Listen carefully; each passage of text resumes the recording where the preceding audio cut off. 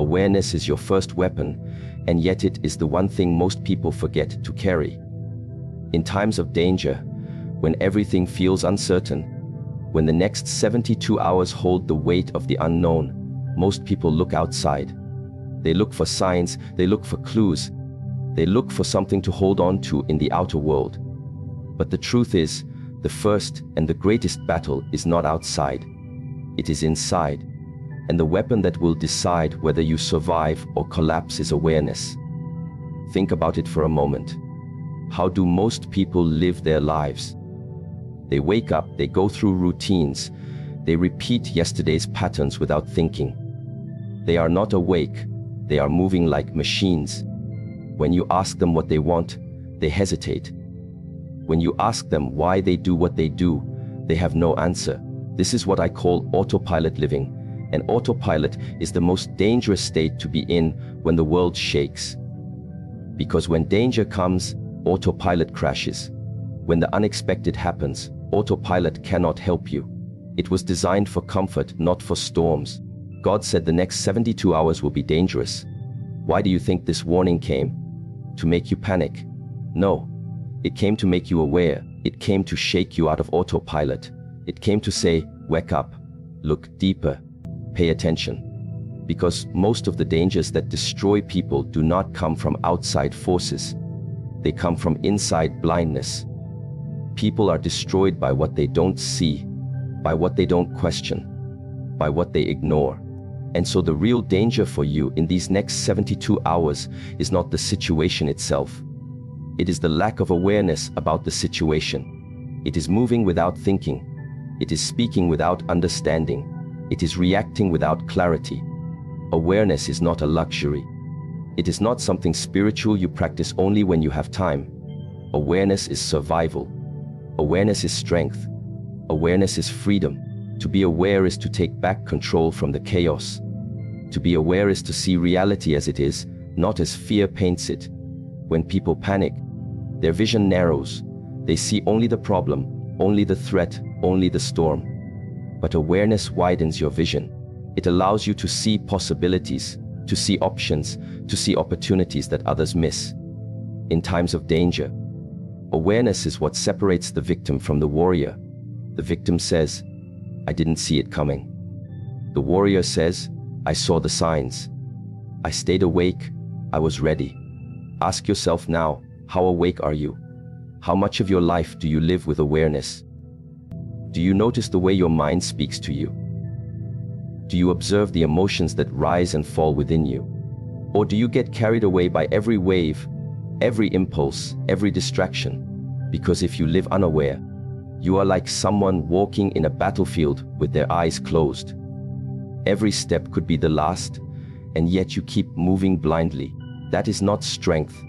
That is weakness disguised as routine. And routine is the comfort zone that kills during danger. The next 72 hours are not just another 3 days. They are a mirror. They will reflect back to you your true state of awareness. Are you fully present in each moment? Or are you lost in the noise of yesterday and tomorrow? Awareness is the ability to be here, now, fully awake. It is the ability to catch your thoughts before they become actions. It is the ability to pause before you react. It is the ability to see what is real, not what fear wants you to see. When God gives a warning, He does not only warn you of external events, He warns you to guard your internal state. And the first guard, the first shield, is awareness. Look at nature. A deer in the forest survives, not because it is strong like a lion, but because it is aware. Its senses are awake. It hears the slightest movement. It notices the smallest change in the wind. Awareness is what keeps it alive. And yet humans, who have the greatest capacity for awareness, forget to use it. We get distracted by screens, by conversations that don't matter, by arguments that steal our peace. We let our minds wander into fantasies of the future and regrets of the past, and in doing so, we miss the only reality that matters this moment. The present is where your power lies, and awareness is the key to that power. You might ask, how do I stay aware for 72 hours? It sounds impossible. It is not impossible. It is a practice. It is a choice. It starts with something very simple: slow down. Breathe, notice. Most people don't breathe consciously. They inhale and exhale, but they never stop to feel the breath. Do it now. Take a deep breath. Feel the air enter your body. Feel the life force that keeps you here. That is awareness. Awareness is not complicated. It is not some mystical experience that only monks have. It is the ability to notice what is happening without being lost in it. It is the ability to see a thought and say, "This is just a thought." It is the ability to feel fear and say, "This is just an emotion. It is not me. It is not the truth." When you have that space between you and your thoughts, you have freedom. And in dangerous times, freedom is power. Most people live as prisoners of their minds. A thought appears and they obey it. An emotion rises and they follow it. In the next 72 hours, if you allow fear to be your master, you will make mistakes. You will act from weakness, not from strength.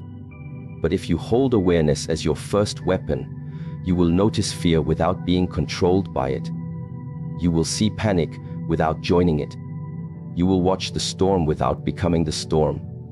And that ability to stay calm in chaos, to stay awake when others sleep, that is what will protect you. Awareness is also about the small things. People think awareness means noticing only big signs, but real awareness lives in the details. The tone of someone's voice, the tension in your own body, the thoughts that repeat in your mind. These are signals. These are messages. They tell you what is happening inside and outside, but you can only hear them if you are awake. So in the next 72 hours, practice this. Every time you catch yourself rushing, stop. Every time you catch yourself lost in thought, come back. Every time you feel fear rise, breathe and observe. These are simple acts, but they are powerful weapons. Because every time you return to awareness, you take power away from fear and give power back to yourself. The world will always have danger. Life will always have storms. You cannot control everything outside, but you can control your inner state. And awareness is the foundation of that control. Without awareness, you cannot choose. You can only react, and reactions are what get people in trouble during dangerous times. But with awareness, you create a gap. In that gap, you find choice. And in that choice, you find freedom. And in that freedom, you find strength. God gave you this warning for a reason. The next 72 hours are not here to break you. They are here to wake you. They are here to teach you that the greatest danger is unconscious living. And the greatest weapon is awareness. So carry it with you like your breath. Guard it like your life, because it is your life. Stay awake, stay present, stay aware. Because awareness is not just your first weapon. It is your last hope when everything else falls apart. When danger arrives, the first thing that rises inside you is not logic. It is not clarity. It is emotion. Fear comes uninvited, and with it comes a flood of thoughts that do not always serve you. In those moments, you cannot depend on feelings to lead you, because feelings are like the wind, constantly changing direction. If you let the wind decide your path, you will never arrive where you need to be. This is why, in times of uncertainty, in the next 72 hours, when God Himself has said danger will surround you, you need something stronger than emotion. You need discipline. Discipline is the anchor in the storm. Without it, you will be tossed around by every wave of fear, every gust of panic, every storm of doubt. But with it, you stand firm. You remain unshaken, even when everything around you is shaking. Understand this. Discipline is not about controlling the outside world. Discipline is about controlling yourself when the outside world cannot be controlled. That is the real power. Anyone can stay calm when the sun is shining. But when the storm comes, only those with discipline remain unbroken. Emotions are natural. Fear is natural. Worry is natural. But just because something is natural does not mean it should lead your life. If you let fear make decisions for you, it will always choose the path of least resistance.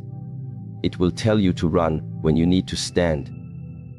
It will tell you to hide when you need to face the challenge. It will tell you to quit when you need to push through. Fear does not care about your growth. Fear cares only about your comfort. And that is why in the next 72 hours, you cannot give fear the steering wheel. You cannot give emotions the power to decide your actions. You must give that power to discipline. What is discipline? Discipline is the ability to act according to your values, your principles, your highest self, even when your emotions scream the opposite. Discipline is doing what needs to be done, especially when you do not feel like doing it. Emotions are loud. They shout in your mind. They fill your body with sensations. And when that happens, most people obey them without question. They think, I feel it, so it must be true. But here is the truth: feelings are not facts. They are signals, not commands.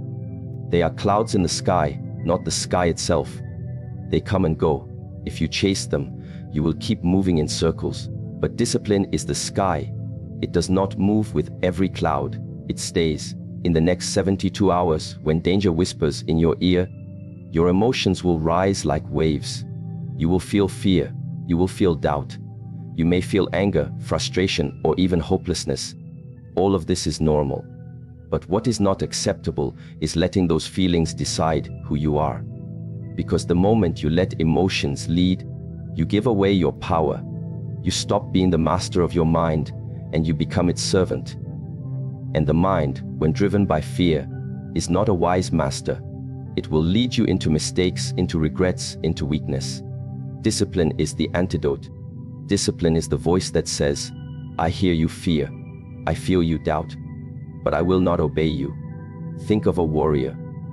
A warrior does not go to battle because he feels like it. He goes because it is his duty.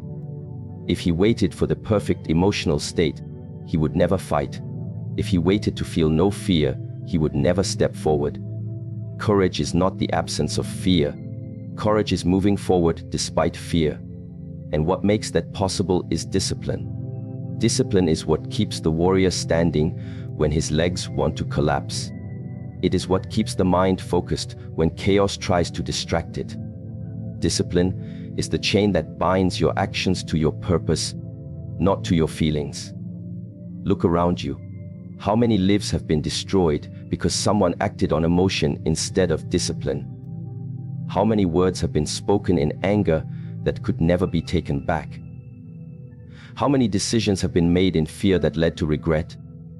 How many dreams have been abandoned because the feeling of doubt was louder than the voice of determination? If you let emotions rule you, they will build a prison around you. And the worst part, you will think you are free because you are doing what you feel. But freedom is not doing what you feel. Freedom is doing what is right, no matter what you feel. That is real freedom. And discipline is the key to that freedom. The next 72 hours will test you. The warning from God is not a punishment. It is preparation. It is telling you, stay awake, stay strong, stay disciplined. There will be moments when you want to react instantly. Something will trigger you and your emotions will rise like fire. In that moment, stop. Breathe. Ask yourself, what would discipline do? Not fear, not anger, not panic, discipline. And then act from that space. That one pause can save you from 1,000 mistakes. That one act of discipline can change the entire outcome of these 72 hours. People misunderstand discipline. They think it is about harshness, about force, about being rigid. But true discipline is not about punishment. True discipline is about alignment. Aligning your actions with your highest values, not with your temporary feelings. Your feelings change every moment. Your values do not. Your purpose does not. Your principles do not. Discipline keeps you loyal to those things, and loyalty to your highest self. That is what makes you unshakable when the ground beneath you shakes. Ask yourself right now, what are the values I refuse to compromise? Write them down. Look at them, because in the next 72 hours, your emotions will try to make you forget them. They will tell you to take shortcuts. They will tell you to lower your standards. They will tell you to betray yourself for safety, for comfort, for ease. And that is where discipline must speak louder than emotion. That is where you must say, no, I will not choose the easy path over the right path. I will not let temporary feelings destroy permanent values. That is the voice of strength. That is the voice that keeps you standing when the storm hits. Do you know why most people fail in times of crisis? Not because they lack resources, but because they lack self-control. They let fear make decisions. They let doubt decide their actions. They let pain dictate their choices. And then they wonder why their life feels like chaos. It feels like chaos because they are not leading it. Emotions are. But in these next 72 hours, you have a choice. You can live like everyone else, reacting to every emotional wave, or you can live like a warrior, grounded in discipline, unshaken by storms. Which one will you choose? Emotions are temporary, but the consequences of obeying them can be permanent. Remember this every time you feel the urge to act from fear or anger.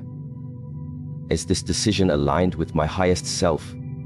If the answer is no, stop. If the answer is yes, act with full force. This is what discipline gives you, the power to choose wisely, not impulsively. And wise choices in times of danger are what save lives, what build strength, what create legacies. So for the next 72 hours, let this be your mantra. Discipline over emotion. Say it every morning. Say it when fear rises. Say it when doubt whispers. Because the one who can master his emotions is the one who can master his destiny. Emotions are servants. Discipline is the king. Let the king rule. And when these 72 hours pass, you will not only survive, you will emerge stronger, wiser, and more unbreakable than ever before.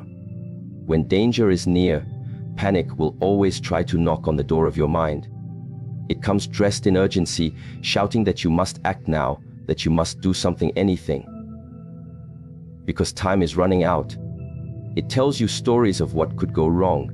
It paints pictures of disaster. And it feeds on your imagination until you believe that the storm outside is bigger than the strength inside. This is how panic works. It convinces you that movement is better than stillness, that rushing is better than reflection, that reacting is better than responding. And yet, every time you obey panic, you step away from wisdom and deeper into chaos. That is why in the next 72 hours, when God Himself has said danger is coming, your greatest challenge will not be the external events. It will be your ability to trust the process instead of surrendering to panic. What does it mean to trust the process? It means understanding that life is not random. It means believing that there is a rhythm, a flow, a design behind the chaos you see. When you trust the process, you stop trying to control everything and start focusing on what you can control. Your thoughts, your actions, your choices in this moment. Panic makes you believe that everything is urgent, that everything needs your attention right now. But that is an illusion. Most of the time, the best action is not the fastest action. The best action is the right action. And the right action only comes when your mind is clear, not when it is clouded by panic. Panic closes your vision. It narrows your perspective until you can only see the problem, never the solution. When you trust the process, your vision opens. You see options. You see possibilities. You see that danger is not the end, it is just a test. And every test comes with a lesson. If you panic, you fail the test before it even begins. If you trust, you learn. And in learning, you grow stronger than you were before. Why do most people panic? Because they want certainty. The human mind hates uncertainty. It wants to know what will happen, when it will happen, how it will happen. And when it does not know, it creates fear. Panic is the mind's attempt to escape uncertainty by forcing immediate action. But the truth is, no amount of rushing can remove uncertainty from life. The future will always be unknown. The only place certainty exists is in this moment, in the breath you are taking right now. And that is why trust is so powerful, because trust allows you to live fully in the only reality you have this moment. trust is not weakness. Many people think that trusting the process means doing nothing.